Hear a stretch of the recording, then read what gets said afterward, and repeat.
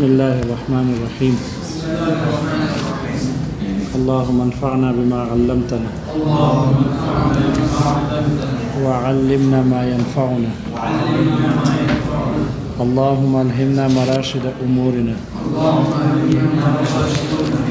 وقنا شرور انفسنا ربنا تقبل منا انك انت السمیع العلیم.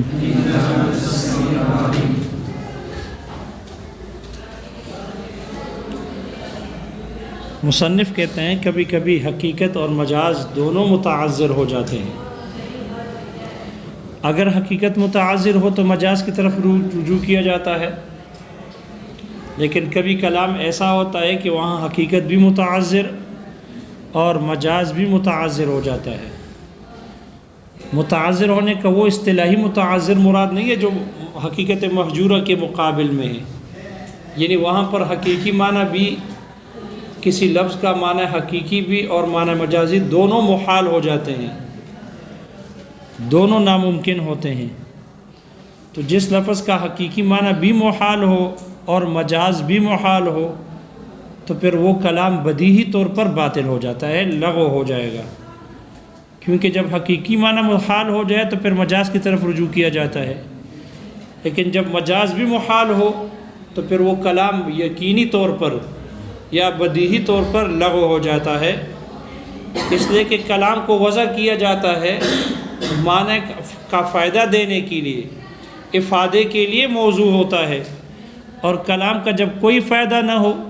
نہ معنی حقیقی کا فائدہ دے نہ معنی مجازی کا فائدہ دے، کوئی حکم اس سے ثابت نہیں ہو سکتا، تو پھر اس صورت میں اس کلام کا لغو ہونا بدیہی ہے اور یقینی طور پر ہوتا ہے.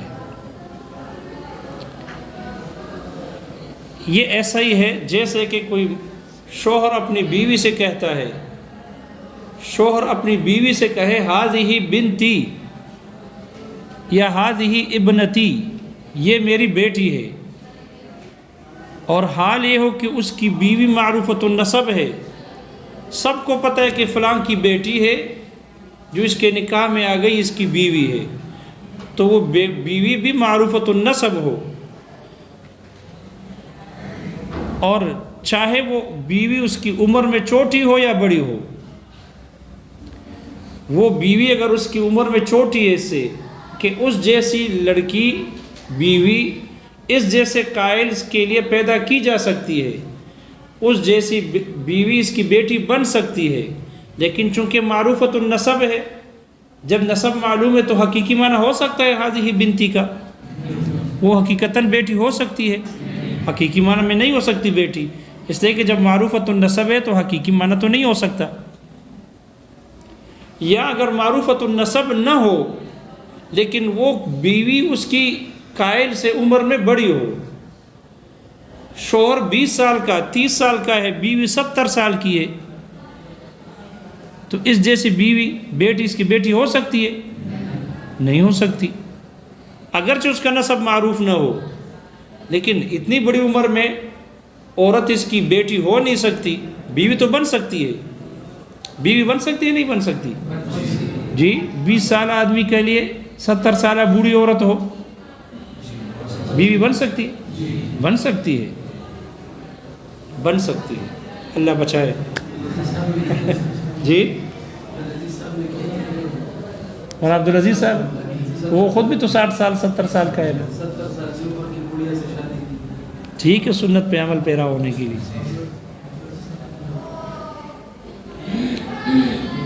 بیوی ہو سکتی ہے لیکن عمر میں بڑی بیٹی نہیں ہو سکتی، چاہے اس کا نسب معروف ہی نہ ہو، غیر معروف ہو،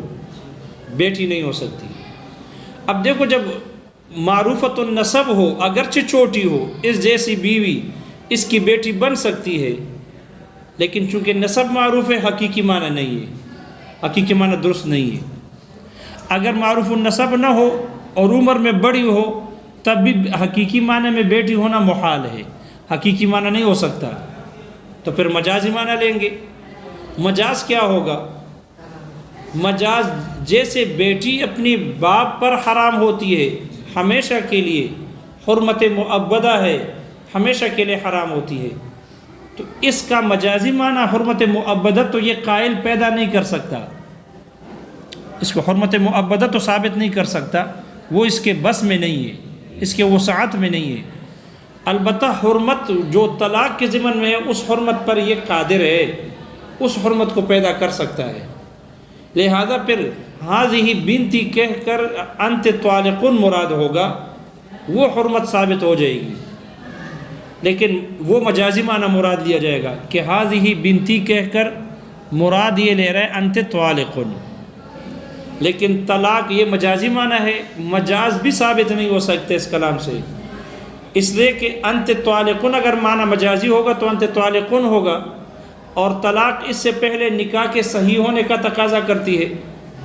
طلاق مرتب ہے نکاح پر، نکاح ہوگی صحیح طور پر تو پھر طلاق واقع ہوگی، اور اس لیے انت طالق اگر مجاز لیں گے انت طالق سے لیں گے، اور وہ اس سے پہلے اس نکاح کے صحیح ہونے کا تقاضا کرتی ہے، حالانکہ بنتیت میں اور نکاح میں منافات ہے، بنتیت میں اور نکاح میں منافات ہے، اس میں نکاح ہو نہیں سکتا۔ جب بنتیت اور نکاح میں منافات ہے تو طلاق تو نکاح پر مرتب ہے، جب نکاح میں اور بنتیت میں منافات ہے تو طلاق میں اور بنتیت میں بھی کیا ہوگی؟ منافات ہوگی، اور ایک شے منافی دوسرے شے منافی کے لیے مجاز نہیں لے سکتے، شے منافی کے لیے مجاز لینا درست نہیں ہے، اس لیے ہذہ بنتی کہہ کر انت طالق یا ہذہ طالق مراد لینا مجاز ہے، اور وہ بھی درست نہیں بنتا منافات ہونے کی وجہ سے۔ جب حقیقی معنی میں بیٹی بھی نہیں ہو سکتی اور مجاز ہذہ طالق سے یا انت طالق سے مجاز بھی نہیں ہو سکتا، تو پھر یہ کلام بالاتفاق صاحبین حضرات کے نزدیک تو ویسے ہی حقیقت ممکن نہیں ہے، امام صاحب کے نزدیک بھی اگرچہ کلام عربیہ کے اعتبار سے ٹھیک ہے، معنی بھی ٹھیک ہے، لیکن اس کا نہ حقیقی معنی درست بنتا ہے نہ مجاز درست بنتا ہے، تو اس لیے یہ کلام لغو ہو جائے گا، یہ کلام کیا ہوگا؟ لغو ہوگا۔ اس لیے اس کلام سے طلاق اور حرمت واقع نہیں ہوگی، مجاز درست نہیں ہوگا، اس لیے طلاق بھی واقع نہ ہوگی، کلام لغو ہو جائے گا۔ البتہ یہ کہ فقہا نے کہا کہ اگر یہ آدمی اپنی اس بات پر مصر ہو، اصرار کر کے کہے کہ نہیں ہذہ بنتی، یہ میری بیٹی ہے، تو جب اپنی بیوی کو بیٹی کہتا رہے گا تو پھر اس کے ساتھ جماع کرے گا، پھر تو ظاہر بات ہے جماع سے بھی رک جائے گا، اور جماع سے رک کر عورت کا حق ضائع کرنے والا ہوگا۔ اس لیے فقہا نے کہا کہ حرمت تو ثابت نہیں ہوتی اس کلام سے، بیوی اس پر حرام نہیں ہوگی، لیکن اگر یہ اپنے اس قول پر اصرار کرے اور اصرار کر کے عورت کا حق جماع کا حق روکے تو پھر قاضی ان کے درمیان میں تفریق کر دے گا، قاضی ان کے درمیان کیا کرے گا؟ قاضی پھر عورت درخواست اگر دے دے کہ یہ میرا حق روک رہا ہے، اور قاضی ان درخواست پر عورت کے مطالبے پر ان کے درمیان تفریق کرے گا، جیسے کہ قاضی تفریق کرتا ہے مجبوب میں اور عنین میں، وہاں اگر عورت مطالبہ کرے جدائی کا تو قاضی تفریق کرے گا مجبوب میں۔ مجبوب وہ ہوتا ہے جو مقطوع الذکر ہو اور مقطوع الخصیتین ہو، تو جس کا سامان ہی کٹ گیا ہو، تو اس لیے قاضی وہاں پر ان کو مہلت نہیں دے گا کہ 1 سال کی مہلت دے، مہلت نہیں دے گا۔ اگر عورت کی طرف سے مطالبہ ہو، یہ شرط ہے، عورت مطالبہ نہ کرے ظاہر بات ہے اپنا حق چھوڑ رہی ہے، اگر عورت کی طرف سے مطالبہ ہو جائے مجبوب کے لیے تو قاضی فی الحال فی الفور اس میں تفریق کر دے گا بغیر مہلت دیے ہوئے، اس لیے کہ وہاں مہلت دینے کا فائدہ نہیں ہے۔ لیکن اگر عنین کی عورت درخواست کرے، مطالبہ کرے قاضی سے، تو قاضی شوہر کو 1 سال کی مہلت دے گا، 1 سال قمری سال، اس میں وہ ایام مستثنیٰ ہوں گے کہ جس میں شوہر بیمار ہو یا عورت بیمار ہو، عورت کی بیماری مرض کے ایام اور شوہر کے مرض کے ایام مستثنیٰ ہوں گے۔ اس کے علاوہ 1 سال قمری کی مہلت دے گا شوہر کو کہ اس میں علاج کر لو، اگر علاج کرنے کے بعد اگر وہ جماع پر 1 مرتبہ بھی سال میں قادر ہو جائے تو عورت کا درخواست ختم کر دی جائے گی اور تفریق نہیں ہوگی، کیونکہ شوہر جماع پر قادر ہے۔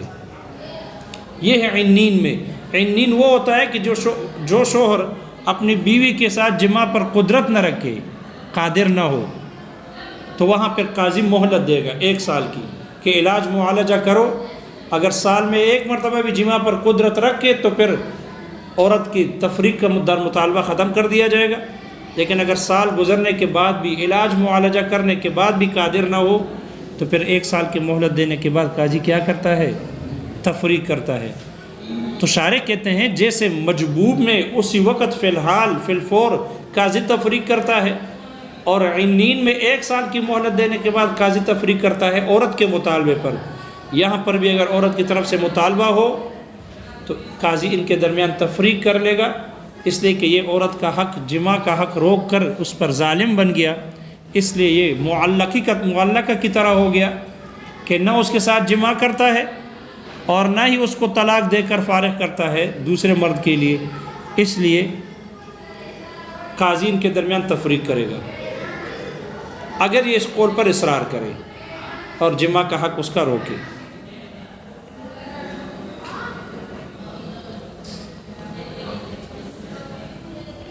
شارح کہتے ہیں کہ یہ 2 شرطیں ہیں۔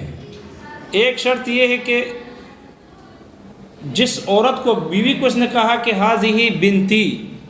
اور وہ اس سے معروفۃ النسب ہو اگرچہ عمر میں چھوٹی کیوں نہ ہو، اور دوسری شرط یہ ہے کہ معروفۃ النسب تو نہ ہو لیکن عمر میں بڑی ہو۔ ان دونوں صورتوں میں حقیقی معنی بھی ثابت نہیں، مجاز بھی ثابت نہیں، اس کلام سے حرمت واقع نہ ہوگی۔ لیکن جہاں پر یہ دونوں شرطیں فوت ہو جائے، مفقود ہو جائے، یعنی معروفۃ النسب بھی نہ ہو اور عمر میں بڑی بھی نہ ہو، یہ 2 شرطیں تھیں، دونوں نہ ہو، تو پھر اس صورت میں قاضی ان کے درمیان تفریق کر لے گا۔ اگر یہ کہہ دے ہذہ بنتی، تو اب چونکہ ہذہ بنتی کہنے سے ان کا نسب ثابت ہو جائے گا، تو قاضی ان کے درمیان تفریق کر لے گا نسب ثابت ہونے کی وجہ سے، اس وجہ سے نہیں کہ یہاں اس کلام سے طلاق واقع ہو گئی، کیونکہ یہاں تو کئی کلام تو لغو ہے، لیکن جب اس نے کہہ دیا ہذہ بنتی اور وہ معروفۃ النسب بھی نہ ہو، عمر میں بڑی بھی نہ ہو، تو اس صورت میں اس کا نسب اس سے ثابت ہو جائے گا۔ جب نسب ثابت ہوگا تو قاضی ان کے درمیان کیا کرے گا؟ تفریق کرے گا، نسب ثابت ہونے کی وجہ سے۔ البتہ شارح کہتے ہیں کہ بعض حضرات نے کہا کہ اگر مجہول النسب ہو اور عمر میں چھوٹی ہو تو تب یہ حرمت ثابت نہ ہوگی جب تک کہ مقر لہو اس مقر کے اقرار کی تصدیق نہ کرے۔ اس لیے کہ جو آدمی کسی کے نسب کا دعویٰ کر لے اور مقر لہو قبول کرنے سے پہلے یہ مقر اقرار سے رجوع کر لے تو اس کا رجوع ثابت ہو جائے گا، رجوع درست ہے۔ لہذا اگر عورت نے اس کی تصدیق ابھی تک نہیں کی اور شوہر نے کہا کہ یہ میری بیٹی ہے، اس کے نسب کا اقرار کر لیا، اور پھر شوہر اقرار سے رجوع کر لے عورت کی تصدیق سے پہلے، تو رجوع درست ہے۔ جب رجوع درست ہے تو اس صورت میں نسب بھی ثابت نہ ہوگا، جب نسب ثابت نہ ہوگا تو حرمت بھی ثابت نہ ہوگی۔ اس لیے شارح کہتے ہیں بعض حضرات نے کہا کہ اگر مجہول النسب ہو اور یہ اس کے ہذہ بنتی کہہ کر اس کے نسب کا دعویٰ کر لے تو فوراً حرمت ثابت نہ ہوگی جب تک کہ عورت اس اقرار کو قبول کر کے تصدیق نہ کرے۔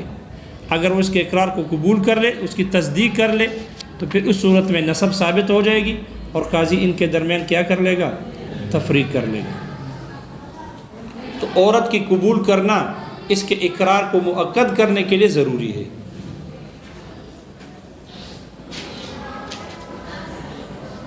اس لیے اگر ہذہ بنتی کہہ دے تو اس کا نہ حقیقی معنی درست ہے اور نہ مجازی معنی، اس لیے یہ کلام بدیہی طور پر لغو ہے۔ آگے مصنف رحمہ اللہ وہ قرائن ذکر کرتے ہیں جن قرائن کی بنیاد پر مجاز پر عمل کیا جاتا ہے اور حقیقت کو چھوڑا جاتا ہے، ان قرائن کو ذکر کرتے ہیں مصنف رحمہ اللہ۔ اور وہ کل مصنف کے اشارے کہتے ہیں مصنف کے گمان میں وہ 5 قرینے ہیں،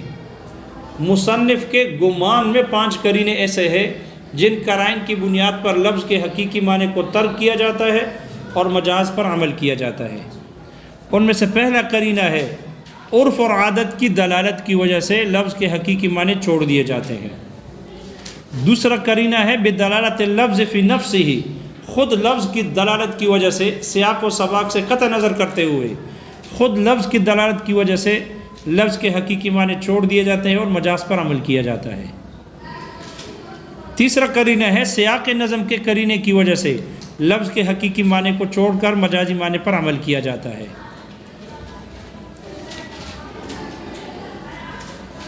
اور پانچواں معنی ہے ایسے دلالت کی وجہ سے جو متکلم کے معنی کی طرف لوٹتا ہے، اس معنی کی وجہ سے لفظ کے حقیقی معنی کو بھی ترک کیا جاتے ہیں اور مجاز پر عمل کیے جاتے ہیں۔ اور پانچواں ہے محل کلام کی دلالت کی وجہ سے بھی لفظ کے حقیقی معنی متروک ہوتے ہیں اور مجاز پر عمل کیا جاتا ہے۔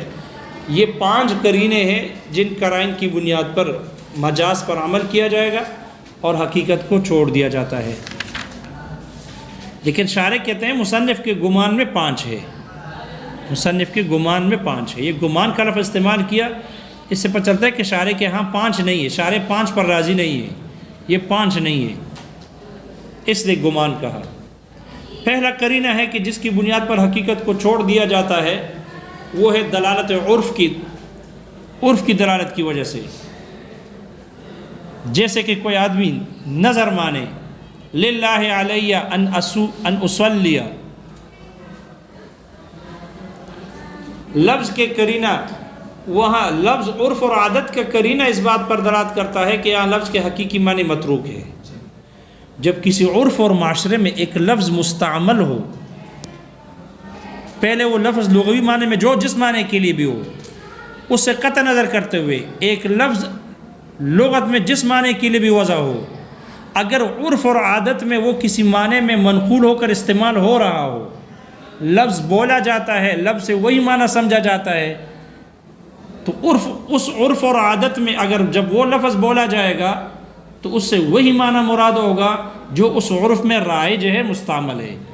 لغوی معنی کے اعتبار سے یا منقول ہونے کے اعتبار سے اس کا جو بھی معنی ہو وہ معنی مراد نہیں ہوگا۔ جیسے کوئی آدمی نظر مانے للہ علیہ ان اصلی، اللہ کے لیے میرے اوپر لازم ہے کہ میں نماز پڑھوں، ان اصلی صلاۃ پڑھوں، تو لفظ صلاۃ کا لغوی معنی ہے دعا کے، لیکن پھر عرف اور عادت میں اس کلام کو نقل کیا گیا، صلاۃ دعا سے نقل کیا گیا ارکان معلومہ میں، نماز میں، لہذا جب عرف و عادت میں یہ لفظ صلاۃ نماز میں استعمال ہونے لگا تو جب اس عرف و عادت کے رہنے والے بھی اس کلام کو استعمال کریں گے تو اس سے پھر لغوی معنی مراد نہیں ہوگا بلکہ اسی عرفی والا معنی مراد ہوگا،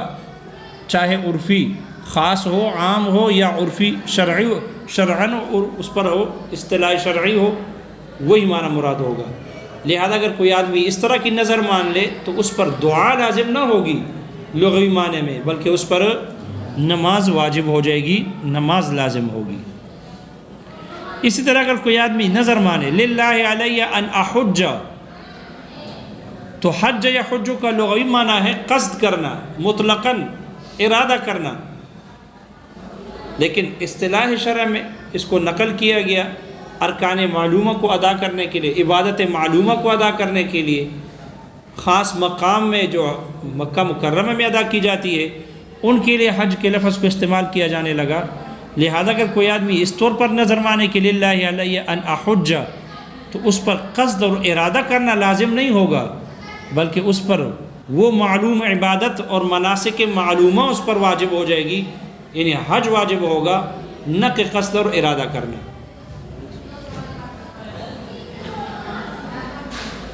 شارح کہتے ہیں تمام الفاظ چاہے وہ عرف شرعاً منقول ہو یا عرفاً ہو، عرف خاص ہو یا عرف عام ہو، تمام الفاظ منقولہ سب اس میں داخل ہے۔ یہی وجہ ہے کہ اگر کوئی آدمی قسم کہے کہ فلاں کے گھر میں قدم نہیں رکھے گا تو وضع قدم کا لغوی معنی تو صرف ننگے پیر پاؤں رکھنا ہے، خود باہر ہو، لیکن عرف میں یہ منقول ہو گیا، دخول سے مراد ہے، جب اس سے مراد دخول ہے تو پھر دخول ہی ہوگا، وضع قدم نہیں ہے۔ دار فلاں سے ملکیت گھر مراد نہیں بلکہ دار فلاں سے سکن فلاں ہوگا، یہ سب اس میں داخل ہے۔ یہ قرینہ ہے عرف و عادت میں ایسے الفاظ کے استعمال کی وجہ سے کہ حقیقی معنی متروک ہے اور مجاز مراد ہے۔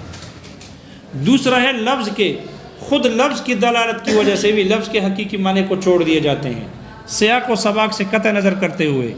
لفظ کا اپنا ماخذ اشتقاق اور اس کا ماخذ اور مادہ یہ بتاتا ہو کہ یہاں حقیقی معنی متروک ہے۔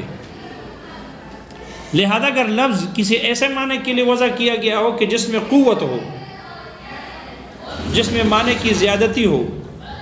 اگر اس کے لفظ کو وضع کیا گیا ہے تو اس سے وہ معنی نکل جائے گا جس میں وہ معنی ضعف کے ساتھ پایا جائے گا۔ یا اگر لفظ کو وضع کیا گیا ہے اور اس کا ماخذ اشتقاق اور مادہ ایسے لفظ میں ہو، ایسے معنی ہو کہ وہ معنی میں ضعف پایا جاتا ہے، تو اس سے وہ لفظ نکل جائے گا کہ جس میں وہ مادہ یا وہ ماخذ اشتقاق زیادتی کے ساتھ پایا جاتا ہے، وہ نکل جائے گا، جس کو کلی مشکک کہتے ہیں، کہ جو کلی اپنے افراد پر برابر صادق نہ آئے، بلکہ بعض افراد پر زیادتی کے ساتھ صادق ہو اور بعض افراد پر کمی کے ساتھ صادق ہو۔ تو اگر متکلم ایسا لفظ استعمال کرے کہ جس کا ماخذ اشتقاق اور مادے میں قوت ہو، ضعف والا نکل جائے گا، اور اگر اس میں ضعف ہو تو قوت والا لفظ نکل جائے گا۔ جیسے کہ دو مثالیں ذکر کی ہے مصنف نے، جیسے کہ کوئی آدمی قسم کھائے، واللہ لا آکل لحما، خدا کی قسم گوشت نہیں کھاؤں گا، تو لحم ایسا لفظ ہے کہ اس کا ماخذ اشتقاق اور مادہ، یہ لفظ لحم ماخوذ ہے، مشتق ہے التحام سے، اور التحم یلتح کا معنی ہے شدت اختیار کرنا، اس لیے حرب کو بھی حرب کہتے ہیں، اس لیے کہ اس میں بھی التحام ہوتا ہے، شدت حرب، اس لیے چونکہ لحم التحام سے ماخوذ ہے، اور اس کو کہا جاتا ہے التحم الحرب، جنگ میں شدت آ گئی، شدت پیدا ہو گئی، لہذا لحم یہ مشتق ہے التحام سے، اور اس میں شدت ہے، اس لیے لحم میں بھی شدت ہوگی، اور یہ شدت بغیر دم کے نہیں ہوتی، شدت بغیر دم کے نہیں ہوتی، اس لیے جس میں دم ہے، جو دموی اشیاء میں سے ہے، اس کا لحم مراد ہے، جس میں دم نہ ہو، جو خونی نہ ہو، تو اس کے لحم کو لحم بھی نہیں کہا جائے گا، اس میں شدت نہیں ہوگی۔ جب شدت نہیں پائی جائے گی تو لحم کے لفظ سے لحم کے معنی میں شدت ہے، لہذا جس میں دم نہیں ہوگا تو وہ لحم نکل جائے گا، اس میں ضعف ہونے کی وجہ سے وہ خارج ہو جائے گا، اس لیے مچھلی کے کھانے سے حانث نہیں ہوگا۔ اگر یہ قسم کہے کہ گوشت نہیں کھائے گا اور پھر مچھلی دبا کر کھائے تو حانث نہیں ہوگا، اس لیے کہ مچھلی وہ لحم نہیں ہے، اس لیے کہ اس میں شدت نہیں ہے، یعنی اس میں خون نہیں ہے، اور خون نہ ہونے کی علامت یہ ہے، دلیل یہ ہے کہ اگر اس میں خون ہوتا تو وہ سمندر میں نہ رہتا، رہائش اور اس کا معاش سمندر خوب پانی میں نہ ہوتا، جبکہ اس کی رہائش اور اس کی معاش یہ پانی میں ہوتا ہے، سمندر میں ہوتا ہے، اس لیے دموی اشیاء یہ پانی میں رہ نہیں سکتی، اس کی معاش نہیں ہو سکتا، اس لیے، اور یہ پانی میں رہتا ہے، جب پانی میں رہتا ہے معلوم ہوا اس میں شدت نہیں ہے، اس میں دم نہیں ہے۔ لیکن پھر سوال ہوگا جب اس کو آدمی چوری مارتا ہے، اس کو کاٹتا ہے تو اس سے خون تو ٹپکتا ہے، خون تو گرتا ہے، تو وہ جو مادہ ہے جو اس سے بہتا ہے، گرتا ہے، وہ سیال مادہ سرخ، وہ خون نہیں تو کیا ہے؟ تو اس کا جواب یہ ہے کہ وہ خون نہیں ہے، بلکہ وہ ویسے سرخ مادہ ہے، سرخ پانی ہے، وہ خون نہیں ہے۔ اور خون نہ ہونے کی دلیل اور علامت یہ ہے کہ خون وہ ہوتا ہے کہ جب زمین پر گر جائے، اس پر تھوڑا وقت گزر جائے، وہ کالا ہو جاتا ہے، اور یہ جو مچھلی کا سرخ مادہ ہے، اگر یہ زمین پر گر جائے اور اس پر تھوڑا سا وقت گزر جائے تو یہ سفید ہو جاتا ہے، معلوم ہو یہ خون نہیں ہے، ویسے سیال مادہ ہے، سرخ پانی ہے، خون نہیں ہے۔ جب خون نہیں ہے تو اس کے گوشت میں شدت بھی نہیں، جب گوشت میں شدت نہیں ہے تو پھر یہ التحام سے ماخوذ نہیں ہے، اس لیے ضعف والا معنی نکل جائے گا۔ اس وجہ سے اگر کوئی آدمی مچھلی کھائے تو حانث نہیں ہوگا۔ اگرچہ شارح کہتے ہیں کہ قرآن میں اس پر لحم کا اطلاق کیا گیا ہے اور اس کو تازہ لحم کہا گیا، قرآن مجید میں فرمایا گیا لِتَأْكُلُوا مِنْهُ لَحْمًا طَرِيًّا، تاکہ تم اس سمندر سے تازہ گوشت کھاؤ۔ تو اگرچہ مچھلی پر لحم کا قرآن میں اطلاق کیا گیا ہے اور تازہ لحم کا اطلاق کیا گیا، لیکن یہ اطلاق کرنا یہ مجازن ہے، حقیقتاً نہیں ہے۔ لیکن چونکہ اس پر لحم کا اطلاق کیا گیا ہے، اس کے ظاہر سے حضرات مالکیہ استدلال کرتے ہیں، اور امام مالک رحمہ اللہ فرماتے ہیں کہ اگر قسم کھائے کہ گوشت نہیں کھائے گا اور پھر مچھلی کھائے تو حانث ہو جائے گا۔ وہ ظاہر قرآن سے استدلال کر کے اس کو بھی لحم میں داخل کرتے ہیں اور وہ کہتے ہیں حانث ہو جائے گا۔ ہم کہتے ہیں عرف و عادت میں جب کوئی آدمی کہتا ہے کہ گوشت نہیں کھائے گا تو عرف و عادت میں مچھلی کھانے والے کو گوشت کھانے والا نہیں کہتے۔ یہی وجہ ہے کہ مچھلی فروش کو گوشت فروش نہیں کہتے، جو آدمی مچھلی بیچنے والا ہو اس کو گوشت بیچنے والا نہیں کہتے۔ کوئی بات سمجھ میں آ گئی؟ تو دو قرینے ذکر کیے۔ لحم مشتق ہے التحام سے بقول شارح کے، کہ لحم التحام سے مشتق ہے، اس میں شدت ہے خون کی وجہ سے، لہذا جس میں شدت نہ ہوگی وہ گوشت نکل جائے گا، جیسے کہ سمک نکل گیا۔ دوسری دلیل یہ ذکر کی ہے کہ اس لیے کہ عرف میں بائع السمک کو بائع اللحم نہیں کہتے، یا بائع اللحم کو بائع السمک نہیں کہتے، مچھلی بیچنے والے کو گوشت فروش نہیں کہتے، لہذا جب عرف میں اس کا الگ نام ہے تو پھر لحم جو مچھلی ہے یہ لحم میں داخل نہیں۔ لیکن شارح نے پہلے محشی نے پہلے والے استدلال پر اعتراض کیا ہے کہ شارح نے اس کو لحم کو التحام سے مشتق مانا ہے، التحام سے مشتق نہیں ہے بلکہ یہ لحم سے مشتق ہے۔ یہ کس سے مشتق ہے؟ لحم سے مشتق ہے۔ اور دلیل یہ دی ہے کہ جب جنگ میں شدت آ جائے تو پھر وہ جنگ میں بھی جگہ جگہ لحم پڑا ہوتا ہے، زیادہ قتل کا باعث بنتا ہے جنگ بھی، اس میں مقتولین کی تعداد زیادہ ہوتی ہے اور وہ جنگ سارا گوشت اور خون ہوتا ہے، اس لیے لحم کو لحم کہتے ہیں۔ تو یہ لحم مشتق التحام سے نہیں ہے بلکہ یہ لحم سے ہے، اللحم سے ہے، یہ لحم ہی سے مشتق ہے۔ اس لیے محشی کہتے ہیں فقہا نے پھر یہی وجہ ہے چونکہ اس لحم التحام سے نہیں بلکہ لحم سے مشتق ہے، تو بعض فقہا نے پھر اس کے دلیل میں التحام سے مشتق ہونے کو ذکر ہی نہیں کیا، بلکہ یہ کہا ہے کہ عرف میں بائع اللحم کو بائع السمک کو بائع اللحم نہیں کہتے۔ یہ دوسری دلیل تو دی ہے، پہلی والی دلیل ذکر نہیں کی، لیکن چونکہ شارح نے ذکر کی ہے دو دلیلیں ذکر ہو گئی۔ اسی طرح اگر کوئی آدمی قسم کھائے کل مملوک لی فہو حر، میرا ہر مملوک آزاد ہے، مملوک مطلق کہا، اور المطلق اذا اطلق یراد به الفرد الکامل، لہذا مملوک کا فرد کامل مراد ہوگا۔ لہذا اگر اس طرح قسم کہے کہ کل مملوک لی حر تو وہ آزاد ہے، تو اس میں مکاتب داخل نہیں ہوگا، مدبر اور مولد آزاد ہو جائے گی، مکاتب آزاد نہیں ہوگا، اس لیے کہ وہ مملوک من کل وجہ مملوک نہیں ہے، تمام ہر لحاظ سے تمام صورتوں میں مملوک نہیں۔ مکاتب رقبتاً مملوک ہوتا ہے، یدن آزاد ہوتا ہے، تصرف کے اعتبار سے آزاد ہے، کیونکہ اس کو مولا نے اجازت دی ہے کہ اتنے پیسے لا کے دے دو تم آزاد ہو، تو جب تصرف کرے گا تو تصرف میں آزاد ہوگا، لہذا وہ تصرف کے اعتبار سے ملکیت کے اعتبار سے حر ہوتا ہے، آزاد، رقبتاً مملوک ہوتا ہے۔ تو جب یہاں فرد کامل مملوک کا مراد ہے تو جو من جمیع وجوہ مملوک ہو، اور مکاتب جمیع وجوہ سے مملوک نہیں ہوتا، رقبتاً مملوک ہوتا ہے، حرن یدن آزاد ہوتا ہے، حر ہوتا ہے، اس لیے مکاتب داخل نہیں ہوگا اس میں، وہ آزاد نہیں ہوگا۔ ولد اور مدبر چونکہ کامل مملوک ہوتے ہیں وہ آزاد ہو جائیں گے، وہ کیا ہو جائیں گے؟ آزاد ہو جائیں گے۔ البتہ اس پر اشکال ہے، اشکال یہ ہے کہ اگر مکاتب آزاد نہیں ہوتا، ولد اور مدبر آزاد ہو جاتے ہیں، تو پھر اگر کوئی کفارے میں غلام کو آزاد کرنا چاہے تو وہاں مدبر اور ولد آزاد نہیں ہوتے، کفارے میں ادا کرنا جائز نہیں ہے، اس سے کفارہ ادا نہیں ہوگا، وہ آزاد نہ ہوں گے۔ اور مکاتب کو آزاد نہیں کرنا چاہیے، اگر مکاتب آزاد کرے تو نہیں ہونا چاہیے، حالانکہ مکاتب آزاد ہو جاتا ہے۔ تو مکاتب جب اس میں داخل نہیں ہے تو کفارے میں بھی داخل نہیں ہونا چاہیے، جبکہ مکاتب آزاد ہو جاتا ہے کفارے میں، ولد اور مدبر آزاد نہیں ہوتے۔ اگر کوئی کفارہ ادا کرنا چاہتا ہے تو کفارے میں غلام کو آزاد کرنا ہے، عاتق رقبۃ، غلام آزاد کرو،